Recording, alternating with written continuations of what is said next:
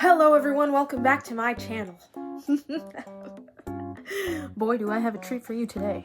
Today, we will be watching a movie called Little Big Monsters. This movie was brought to my attention by one of my subscribers, who informed me that a movie I previously reacted to, What's Up, is actually a sequel. There's more.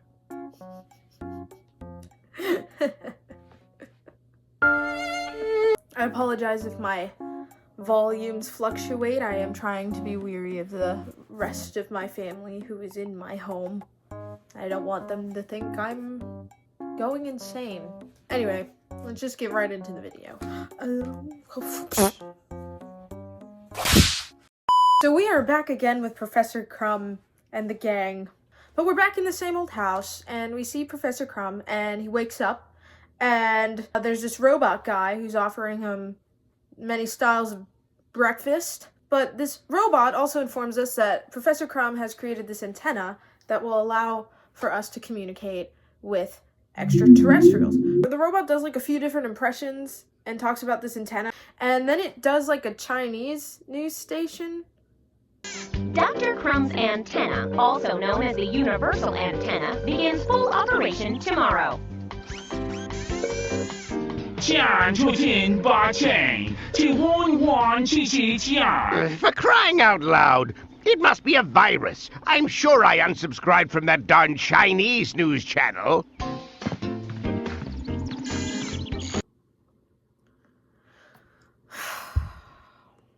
I don't know why I'm surprised. I should've known. Yep, so still racist. Still racist. Not even 15 minutes in. We're already racist. It's fine. Not fine. Not fine. Don't be racist. And he's at a table, and he has his little countryside breakfast, but it's just a hard-boiled egg. Breakfast will be ready in 10, 9, 8, 7, 6, 5, 4, 3, 2, 1. Is that what a countryside breakfast is? I don't really know what defines a countryside breakfast. I don't know. Maybe it's a hard-boiled egg. I was expecting, some toast. Oatmeal, maybe? Right? Countryside? I feel like that makes sense. Right? I don't know. What is a countryside breakfast?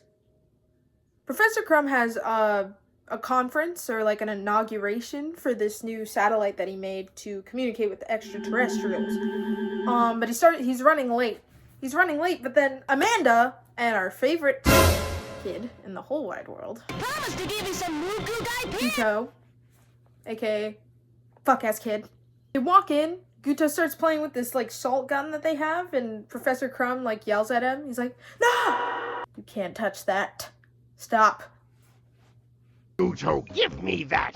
I have no idea what you're doing, but this isn't one of your silly toys, you hear me? Doesn't really make a lot of sense. It's just a salt gun. It's not really gonna do anything. Crumb. Whatever. But he gets to the conference.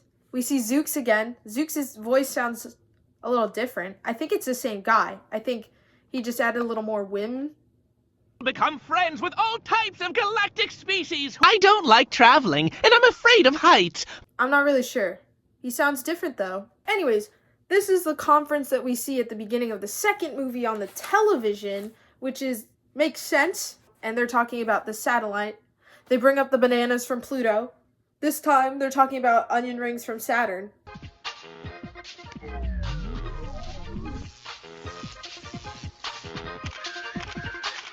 Like, woo, they turned on the satellite. We're gonna talk to aliens now. It just cuts to like Guto outside of the chum bucket up house. A meteor comes from the sky and lands right in front of him. And in the meteor is a very similar looking green ball. And Guto's like, whoa! He takes it inside, they're having dinner, and he asks Crumb like random ass questions. I don't even know how to explain it. The whole interaction was just weird. Uncle, there's something I've been meaning to ask you. Is it possible for the antenna to receive alien messages through a baseball? What do you mean, Guto? Could it be like a message in a bottle that you throw into the sea? Could they have put a transmission inside this ball and sent it through space so that the antenna could catch it? No, Guto. You already saw. The antenna receives ultrasonic signal. Amanda expresses how she's excited to see if there's any messages from the aliens. And Crumb is like, no, it's late and you need to go home. We're not going to the lab. The lab is attached to the house. It's not going to be a journey to get home. She could stop by. And then for some reason, Professor Zooks, who literally, I'm telling you, I could have said this in the last video, but I didn't. He doesn't need to be in this story at all. We would have the same exact story with or without Professor Zooks. He is useless. There's no need for him to be here at all. Like, he said some motivational words. Kids, alien messages come in strange languages. It'll take a long time for us to program the universal translation computer. And like I always say, there's no science without patience. Ooh, that's one for the books. That's definitely a motto to live by. Say it with me, kids. There's no science Without patience. It was kind of like a Dora the Explorer moment, I guess. So the professors are in the laboratory and they get a message. The message makes absolutely no sense, at least for now. It doesn't make any sense. Message. To listen to the message, press 1. For other options, press... Lost sugar mutation danger. Salty junk food. Hurry, salt. Repeat, no sugar. What? What? How do they even know? How do the aliens know what salty junk food is? Do the aliens have salty junk food? Then it's morning. Guto is on the floor for some reason. And Amanda's like, I know what you did. You snuck candy last night. You were munching on the candy. Then they find like a piece of green goop from the little ball thing that they found, that Guto found from the meteor. So it turns out the little monster alien things that they're talking about, they came from the ball. They came from the little egg. It was an egg. Then Crumb comes in and he's like, oh my gosh. And, like, he deciphers that it's an egg, but he, like, tastes the goop. Let me have a look. Very interesting. This sound. Ooh, yuck! On the list of things you should try when figuring out what something is, the thing on the bottom of the list is put it in your mouth. So now they're in the laboratory and they're trying to figure out what to do about these monsters, and Guto turns on the radio, and the radio is this really bad narration broadcast type thing, and the news anchor lady that's talking is just telling us exactly everything that's happening, and it's just really stupid and dumb. The wrath of destruction is terrible. In an instant, the monster mercilessly tore apart a garden Turn it off, gnome, and Guto. for some reason has run into the zoo. It's sheer madness. Run for your lives! He just growled, showing his enormous pointed teeth! Obviously, it's not here to make friends. No, certainly it's diabolical. It just wants to eat our body parts like snack foods! Guto, turn it off! It's in the zebra pen now. Poor little zebra. Your black stripes seem faded and white with fear. And now the monkeys are getting into the act. Yes, listeners, the monkeys are jumping onto the shoulders of the monster, unaware of the tremendous danger Please they're turn in. it off, The Guto! monsters seem to mock the monkeys as they jump off, laughing hysterically. What utter confusion! The monsters are moving in the direction of Corman Park. God help us, that's where the children play! Somebody save us! Help! In the past, the professors have been known as, like, monster hunters, but they haven't really been in the game for a while, and the reason that is because they were lying. There is no monsters. They don't exist. It was something they made up. So the professors confessed this to the kids. Yeah, no, bro, we literally just told the government that happened so that they would fund our research.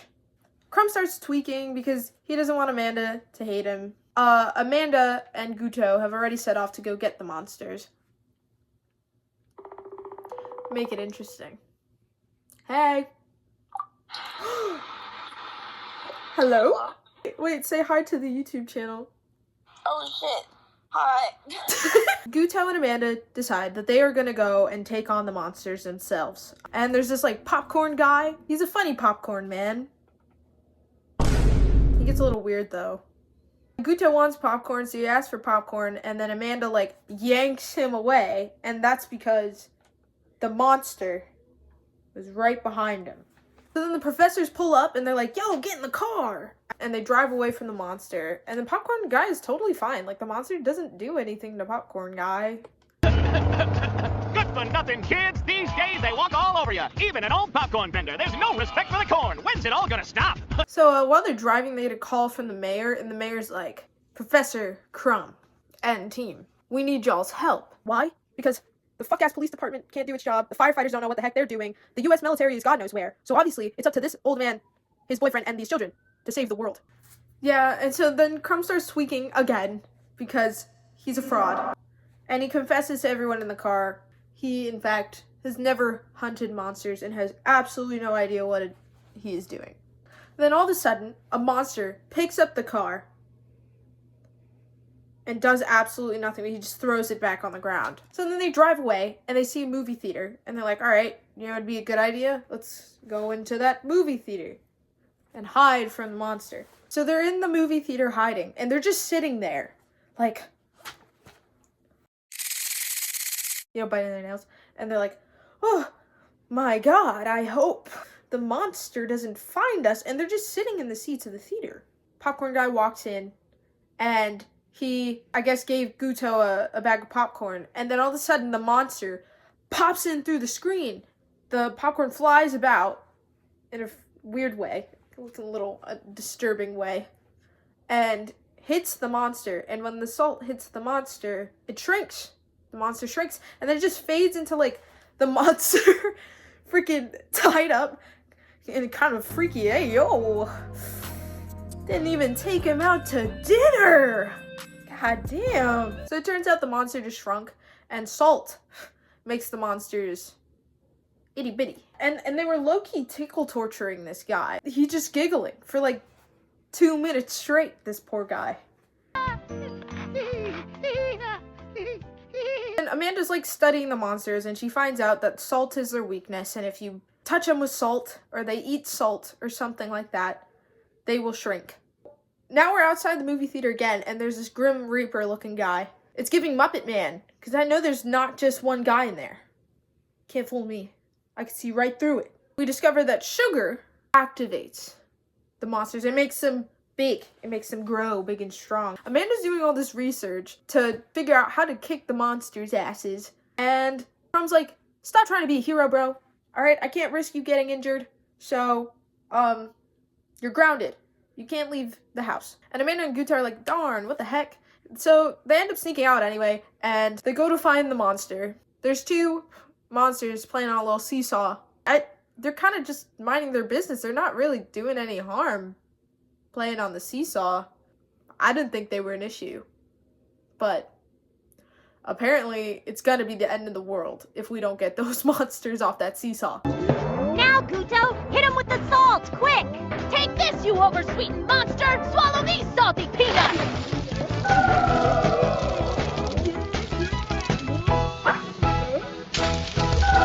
All of a sudden, the Grim Reaper looking guy appears, and he lasers Amanda and Guto into the little ball. These tiny little fellas, which, by the way, I knew it was Muppet Man. There's like 3 of them in there. So basically the Grim Reaper is like 3 little alien dudes who are like, yo, those are our pets. We just lost them. All right, they fell out of our cargo ship, and we're here to find them. And that radio transmission was a warning to you to not give them sugar. We knew that Earth was known for its sugary sweets. That's like the rest of the world with America. We know those Americans are known for their diabetes. There's one more monster, and we need to find him. Because if we don't, he's going to destroy this planet. And then it cuts to the monster in an ice cream shop. He's actually just waiting in line to get a cone, I guess. He jumped on the counter, and then he kind of just started making noises at the worker who was there. I also forgot to mention that I think these little alien guys, like, they're my favorite part of this film. Like, they are my favorite. I love them. They're so funny. They're so funny and cute, and I love them. Like, the other characters try to be funny, but I just hate it. They make me mad. But these guys, they're so cute. I don't know what it is. But anyway, the little monster eats the ice cream, and he gets really big. Now he's wreaking havoc on the city. He grabs Amanda. Crumb's, like, flying around on his little hoverboard thing, and it's not really doing much, and then shoots him with, like, a laser. I guess it was a salt laser or something. I love those monsters. Every time they came up on the screen, I would smile. I was like, oh, those guys. My favorite. And then every time Guto or, like, Professor Crumb, like, appear, I'm just like... They basically say thanks, and we'll see you around. Guto's like sad because he was like playing around with the pets. They're just so cute. The pets and the little aliens. Best thing that ever came out of this series. Now they're in the lab and Guto's sad that all the aliens are gone and because he really liked them, just like me. It's the only time I will ever relate to Guto. Ever. They get into like suits and they walk out in like slow motion. Also a clip we saw from the last video. And that's it. And it's so funny because you look at the comments and there's people who actually, this was a part of their childhood. I don't know how or who would show you this. I don't know who would actually show this to kids and be like, this is great. Especially with that Chinese comment at the beginning. This didn't have as much racism as the second film. And they got a little comfortable with the second film. They were like, you know what? We got away with it in the first one. Let's put a few more. Right? Anyways, that was Little and Big Monsters. The movie that comes before What's Up. Apparently, that was a spoof of Aliens vs. Monsters. You know, like, don't rush me, Katie. I'm just not ready. You know that one? Again, if I were to say that was a total waste of my time, I would be lying because I learned that you shouldn't give little monsters sugar, because if you give little monsters sugar, they'll turn into big monsters. And then you'll have to take salt and give it to the big monsters so that they become little monsters once again. I feel my brain cell count like slowly just plummeting to 0. I'm going to have nothing up here in like 5 minutes. I'm home, I'm busy, I've been going through some things, so I kind of need to take care of certain stuff. But I wanted to make time to make this video because I am determined here. This is not something I'm doing just for fun, as fun as it is. I'm pretty serious about it, and I wanted to go somewhere. I do have an end of year goal already. I will, because I'm gonna manifest it. I will have 1,000 subscribers by the end of this year, if I can keep a set schedule. Anyways, thank you guys so much for watching. Alright, always appreciated. Thanks for sticking around. Please like and subscribe if you haven't already. You might as well, you made it this far. My name is Lesorio, and I will see you guys later. Bye.